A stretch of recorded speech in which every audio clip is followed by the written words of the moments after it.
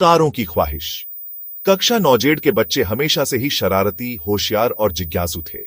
उनकी जिंदगी में हमेशा मस्ती और कभी-कभी अजीब घटनाएं घटती रहती थीं। लेकिन आज कुछ खास होने वाला था, क्योंकि स्कूल में नया शिक्षक आने वाला था। जब प्रोफेसर सौरभ नामक नया शिक्षक कक्षा में आए, तो उनका लुक बिल्कुल अलग था। वह लंबे और पतले थे, लेकिन उनकी आंखों में एक अजीब सी चमक थी। और सबसे अजीब बात यह थी कि उनकी पलकें कभी झपकती नहीं थीं।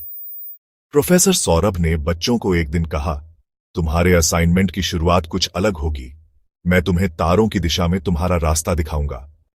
सभी बच्चे हंसी में उड़ा देते हैं, लेकिन अगले ही पल प्रोफेसर सौरभ ने चुटकियों में पूरी कक्षा की कुर्सियां हवा में उड़ा दी। यह मैजिक नहीं है, यह विज्ञान है, उन्होंने कहा। तुम में से कुछ लोग इसे समझने के लिए तैयार नहीं होंगे, लेकिन मैं तुम्हें दिखा सकता हूं कि ब्रह्मांड में कितनी असीम संभावनाएं हैं। बच्चे हैरान परेशान हो गए, लेकिन वे भी उत्साहित हो गए कि शायद अब उन्हें कुछ नया और अद्भुत सीखने को मिलेगा। प्रोफेसर सौरभ ने बच्चों को साइंस और ब्रह्मांडीय ज्ञान से परिचित कराना शुरू किया।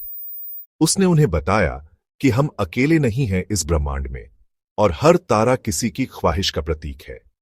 वह बच्चों को यह भी बताता है कि हम अपने सपनों को तारों तक भेज सकते हैं, और यदि हम सच्चे दिल से चाहते हैं तो हमारी इच्छाएं पूरी हो सकती हैं। एक दिन क्लास में एक अजीब आवाज आई। सौरभ। आवाज में एक डर था। प्रोफेसर सौरभ की आंखों में चिंता झलकने लगी। वह बच्चों से कहते हैं, मैं एक एलियन एजेंट हूं। मेरा मिशन तुम लोगों को तारों की ख्वाहिशों के बारे में बताना था। अब मुझे वापस लौटना होगा, लेकिन तुम्हें अपनी जिंदगी के निर्णय खुद लेने होंगे। कुछ देर बाद अचानक एक एलियन पोर्टल खुलता है। प्रोफेसर सौरभ को अपनी शक्तियां दिखाने का मौका मिलता है, लेकिन वह बच्चों से कहते हैं, तुम सभी को अब अपना रास्ता खुद चुनना होगा। मैं तुम्हें एक आखिरी बात सिखाता हूं। तारे सिर्फ वे नहीं होते जो आसमान में चमकते हैं, बल्कि वे हमारे दिलों में चमकते हैं। फिर वह एलियन पोर्टल में गायब हो जाते हैं और बच्चों को एक नई राह पर चलने का मौका मिलता है। वे समझ जाते हैं कि तारे हमारी इच्छाओं और सपनों का प्रतीक होते हैं, और यदि हम सही दिशा में मेहनत करते हैं तो हम अपने सपनों को हकीकत बना सकते हैं।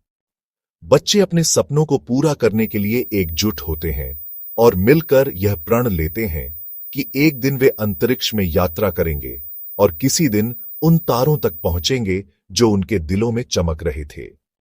कहानी का अंत इस तरह होता है कि बच्चे अब अपने सपनों को पूरी दुनिया में फैलाने की ठान लेते हैं। वे जानते हैं कि कभी न कभी प्रोफेसर सौरभ जैसे किसी शिक्षक की तरह वे भी किसी को तारों की ख्वाहिशों का असली मतलब समझाएंगे। तारे हमारे सपनों का प्रतीक होते हैं, और अगर हम सही दिशा में मेहनत करते हैं तो कोई भी सपना असंभव नहीं होता।